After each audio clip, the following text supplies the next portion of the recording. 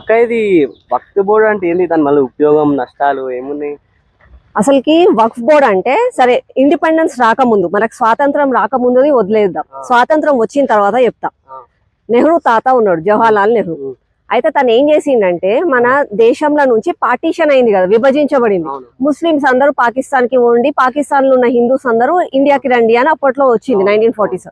ఆ టైంలో ఏం చేసిందంటే మన దేశంలో ఉన్న ముస్లిమ్స్ కొంతమంది వెళ్ళిపోయిండ్రు, కానీ వాళ్ళ జాగా అంటే వాళ్ళ స్థలాలు అవన్నీ అయితే ఇక్కడ ఉండిపోయాయి. అయితే ఇంకా కొంతమంది ముస్లిమ్స్ ఈడనే ఉన్నారు మన కోసం అని చెప్పి, లేదు మాకు ఇదే దేశం కావాలని కూడా కొంతమంది ఉన్నారు ప్రేమతోటి.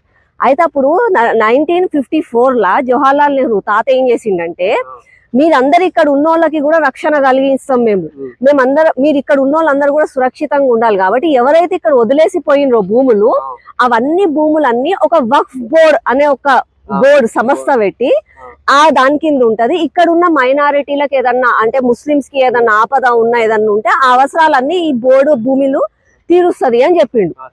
అయితే ఈ నెహ్రూ తాత పెట్టిన తర్వాత మళ్ళా కాంగ్రెస్ హయాంలో 1995 పివి నరసింహారావు గారు వచ్చిండు ప్రధానమంత్రి. ఆయన ఏం చేసిండు, ఇప్పుడున్న భూములే కాక ఫర్ ఎగ్జాంపుల్ తమ్ముడు ఉన్నాడు వచ్చి, ఈ భూమి నాది, ఇది వక్ఫ్ బోర్డ్ కి చెందిన భూమి, మా తాత ఈడ గుర్రాలు కట్టేసిండు, మా తాత ఈడ కావలా ఉంటుండే కాబట్టి ఇది మాదే, అంటే మా వాళ్ళదే ఇది, వాళ్ళు ఇప్పుడు పాకిస్తాన్ లో ఉన్నారని చెప్తే ఇక ఆ భూమి వక్ఫ్ బోర్డ్ కు చెందింది అనమాట.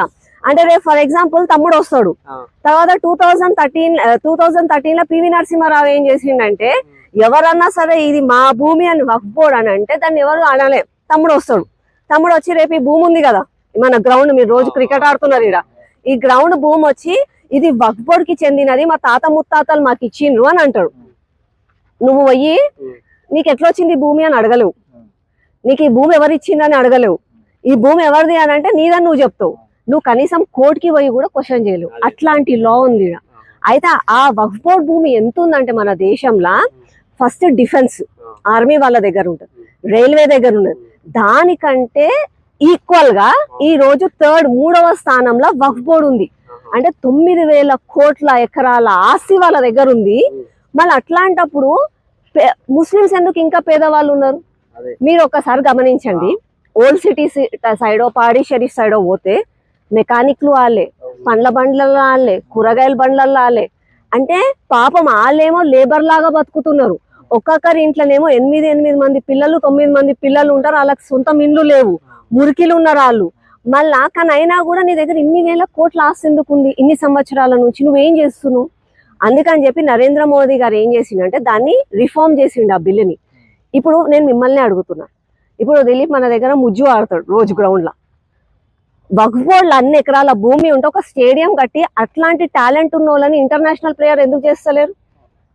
మళ్ళీ అట్లనే ఇప్పుడు మన దగ్గర కొంతమంది ఉంటారు, శంకర్ నగర్ లో సోహేల్ ఉన్నాడు, తండ్రి లేడు, అతనికి 3 పిల్లలే, వాళ్ళు అమ్మ ఒక్కతే పాపం ఇంట్లో పని చేస్తుంది, గవర్నమెంట్ ఇచ్చే పెన్షన్. మళ్ళీ అట్లాంటి వాళ్ళకి హాస్టల్ కాలేజీలు కట్టవచ్చు కదా, ఆ భూములలో కట్టరు. కనీసము డబుల్ బెడ్రూమ్ ఇల్లు కట్టి లేని వాళ్ళకి డబుల్ బెడ్రూమ్ ఇల్లు ఇయ్యరు. అంటే ఓల్డ్ సిటీలల్లో అండ్లనేమో ముస్లిం సోదరులేమో మురికిలో బతుకుతారు, మోరీల దగ్గరనే ఉంటారు. అదే ఎంఐఎం లీడర్లు వాళ్ళేమో ప్యాలెస్లల్లో, ఎప్పుడన్నా నువ్వు ఓఎసి వాళ్ళ ఇల్లు చూసినావా, పెద్ద గుట్ట మీద రాజకోట లాగా ఉంటది.